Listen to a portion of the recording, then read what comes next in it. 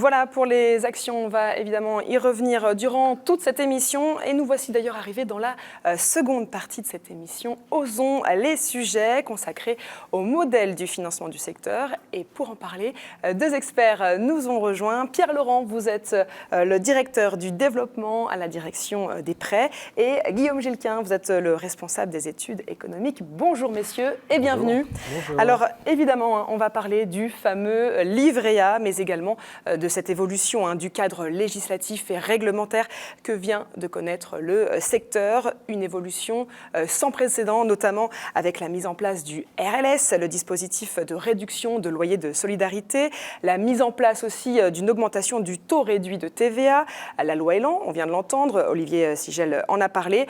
Alors, les difficultés pour équilibrer les nouvelles opérations sont de plus en plus importantes, l'autofinancement locatif de plus en plus bas et les fonds propres de plus en plus rares. Guillaume Gilquin, après 18 mois de réformes importantes, le secteur du logement social pourra-t-il y faire face ?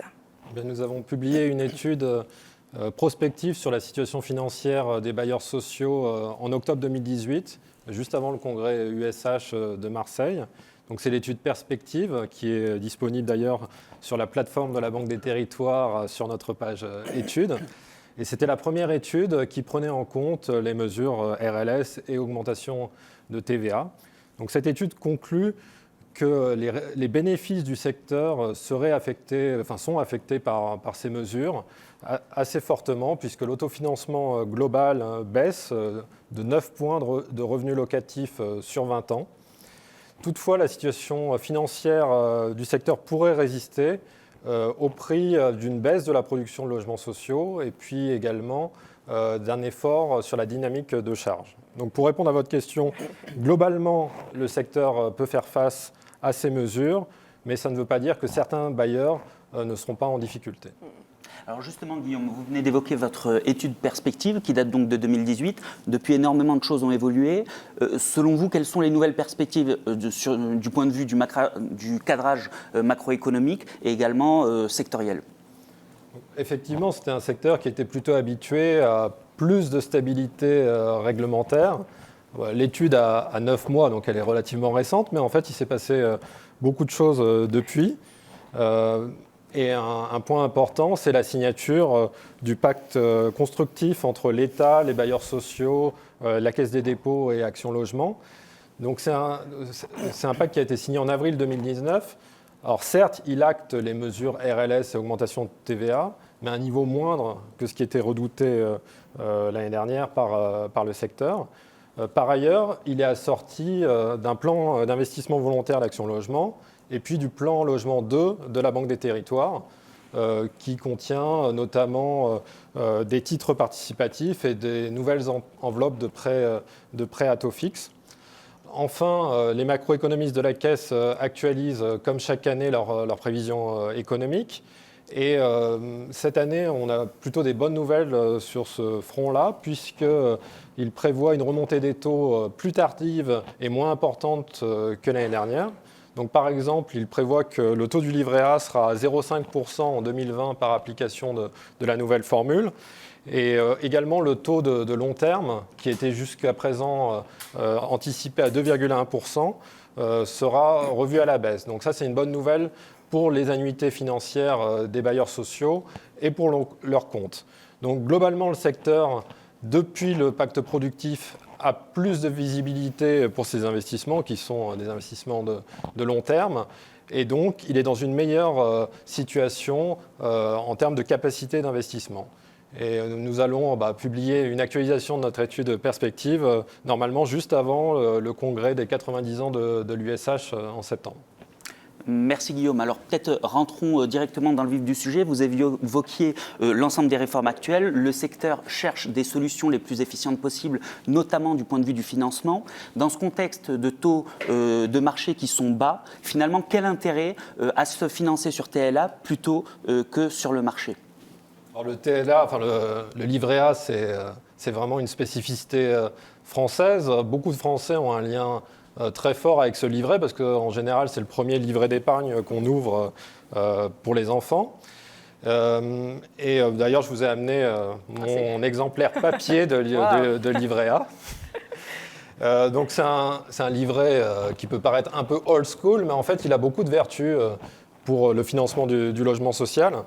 Tout d'abord, il offre, grâce au dépôt des Français, un accès permanent et pour des volumes importants de crédit au secteur. Et si on compare au financement des banques commerciales, ça c'est un atout très important. On a vu pendant la crise financière qu'il pouvait avoir la fermeture du robinet du crédit pour les entreprises. Le secteur du logement social est préservé de cela grâce à ce financement. Ensuite, l'indice livret A, c'est une bonne couverture pour des chocs économiques pour le secteur. Par exemple, si on pense à un choc d'inflation à la baisse, les bailleurs auront moins de recettes car moins de rentrées de loyer. Mais à l'inverse, ils se financent beaucoup sur livret A et le taux du livret A, il est pour moitié calculé sur l'inflation. Donc ils verront leurs dépenses d'annuité financière revues à la baisse et donc une stabilisation de leur compte. Puis enfin, c'est un financement qui est, dans une situation monétaire classique, attractif. On le voit sur le graphique qui est projeté. Avant crise, donc à gauche du graphique, on a un financement sur livret A. Donc ici, c'est taux du livret A plus 60 points de base, qui est bien en deçà des taux de marché à moyen long terme, parce qu'on avait une inflation à un niveau normal d'environ 1,5%, des taux courts au-dessus de l'inflation, et puis une pontification de la courbe des taux. Donc tout ça, c'est favorable au livret A, et c'est la situation normale. Mais entre-temps, on a eu la crise financière, et donc là, c'est la partie droite du graphique, avec des taux directeurs revus fortement à la baisse en lien avec la politique monétaire de la BCE. Et donc un écrasement des écarts avec les taux longs. Donc ça pèse sur l'attractivité du livret A. Et c'est une situation atypique, mais qui dure depuis 10 ans. Donc on a du mal à penser que ce n'est pas la situation normale. Donc nous allons publier d'ailleurs une étude éclairage au courant de l'été sur le sujet. Et alors vous, Pierre-Laurent, est-ce qu'on peut avoir votre avis sur le marché ? Alors, donc pour le redire, le livret A est un indice extrêmement important pour le secteur parce qu'il offre donc une couverture naturelle par rapport aux évolutions des taux d'intérêt. Cela étant dit, il faut le reconnaître, on a une conjoncture de taux qui aujourd'hui est exceptionnelle avec des taux fixes extrêmement bas et donc la Banque des Territoires se devait d'en faire profiter le secteur. C'est pourquoi on a mis en place des enveloppes à taux fixe pour des montants au total qui seront très conséquents. Alors quelques chiffres, entre 2016 et 2022, nous aurons une mise à disposition de plus de 13 milliards d'enveloppes taux fixe pour le secteur HLM. Sur ces 13 milliards, 10 milliards seront directement issus des plans logement 1 et 2. Alors ces ressources, elles proviennent à la fois de la Caisse des dépôts, sur ses fonds propres, mais aussi des ressources européennes, en particulier la Banque européenne d'investissement, par exemple pour les prêts de haut de bilan ou la rénovation thermique des logements. Alors à quoi cette ressource va-t-elle être utilisée ? Donc pour un tiers, elle sera consacrée à l'effort de construction, pour un tiers à l'effort de rénovation, et enfin pour le dernier tiers pour la gestion active de la dette. Donc nous aurons un emploi qui sera au final équilibré. Alors justement, Pierre-Laurent, vous venez d'évoquer les financements à taux fixe de marché. Dans le cadre des plans logement 1 et 2, des offres de prêts sur épargne réglementée, de nouvelles offres finalement de prêts à taux fixe de marché. Qu'est-ce qui, dans ce contexte, fait la spécificité des prêts de la Banque des Territoires ? Alors notre spécificité, c'est d'abord la magie de la transformation. La Banque des Territoires transforme avec le fonds d'épargne des dépôts à vue, donc l'épargne réglementée, livret A, LEP, livret de développement durable et solidaire, donc des dépôts qui sont déposés dans la journée et retirés dans la journée, elle les transforme en prêts d'intérêt général de très long terme, alors 30 ans, 40 ans, 60 ans et demain 80 ans.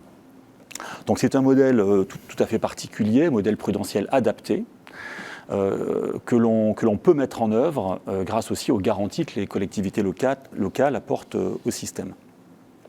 Alors par ailleurs, on le sait, ce modèle présente de nombreuses singularités.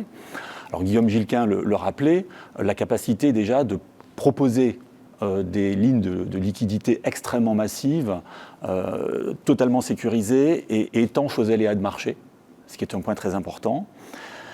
On peut aussi évoquer une tarification très atypique.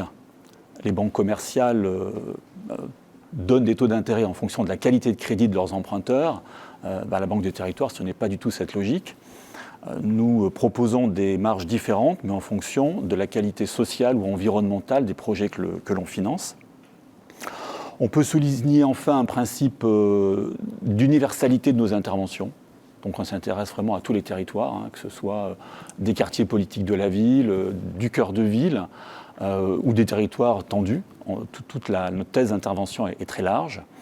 Et enfin, moi je souhaiterais souligner que notre particularité, c'est aussi de financer des projets avec un souci de traçabilité très fort des objets que l'on finance, et que c'est désormais un point très important pour les épargnants d'avoir cette traçabilité de l'usage des fonds.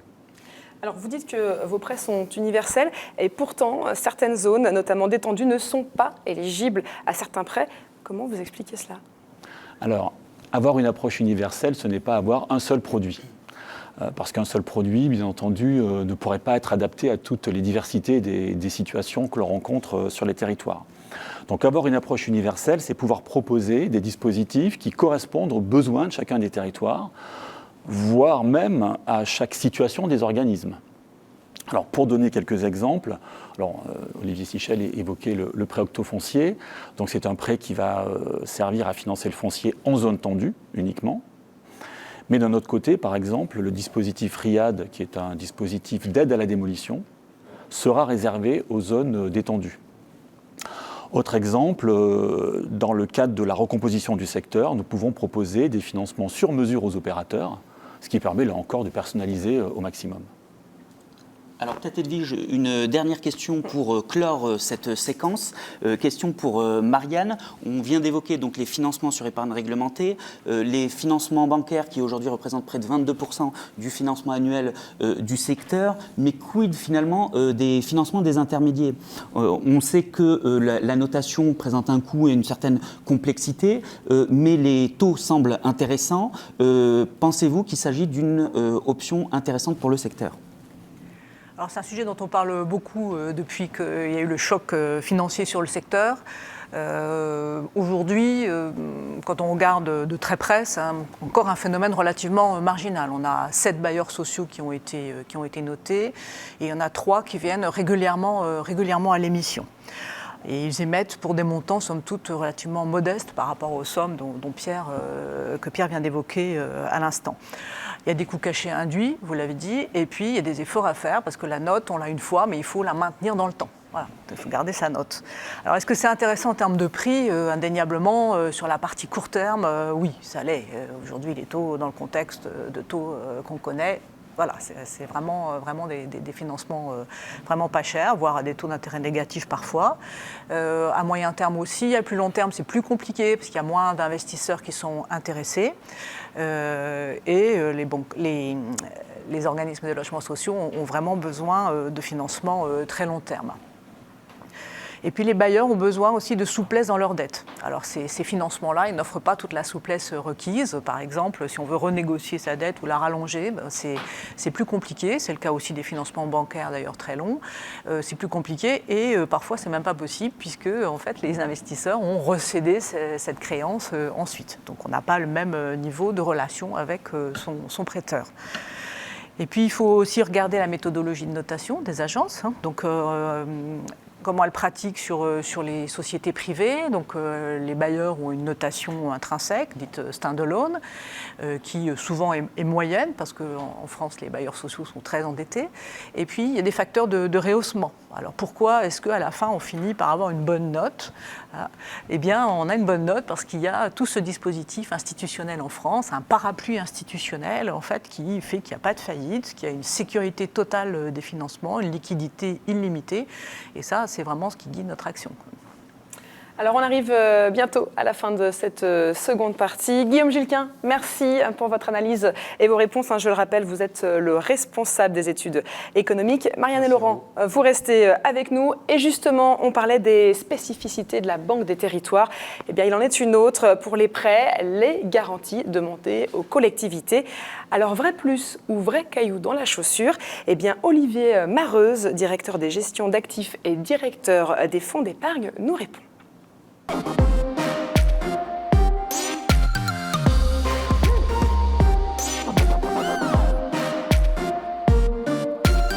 Alors, la première réponse, c'est qu'on y est obligé.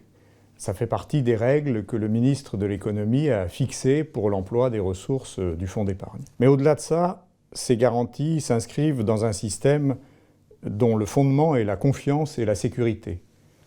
C'est l'épargne populaire que l'on emploie. C'est le livret A de 55 millions de Français.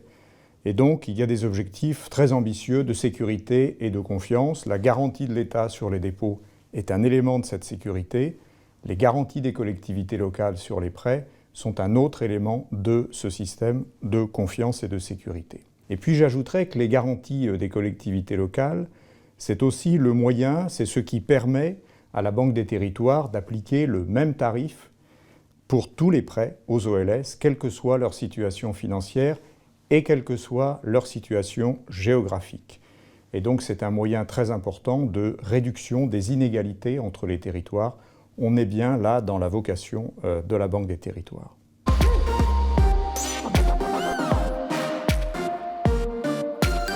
En pratique, les garanties des collectivités locales ne sont quasi jamais appelées. Tout le fonctionnement du système a pour but de ne pas faire appel aux garanties des collectivités locales.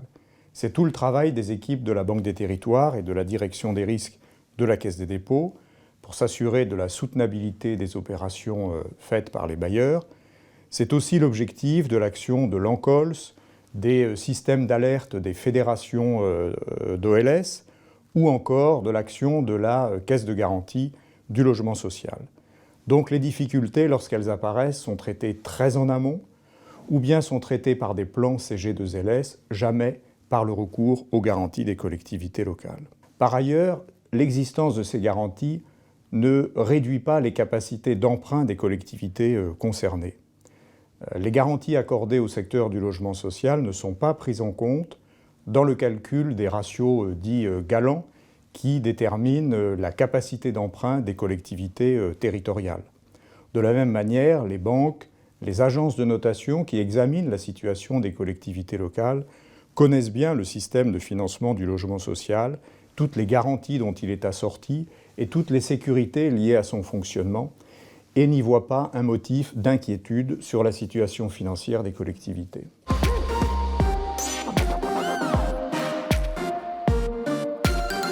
Pour le bailleur, les alternatives sont limitées. Les autres possibilités de garantie ont un coût, alors que la garantie de la collectivité locale est gratuite. Le risque, c'est donc un freinage de l'investissement, plus de complexité et de délai. Le risque, c'est aussi une inégalité de traitement entre les bailleurs sociaux, certains obtenant la garantie des collectivités locales et d'autres non.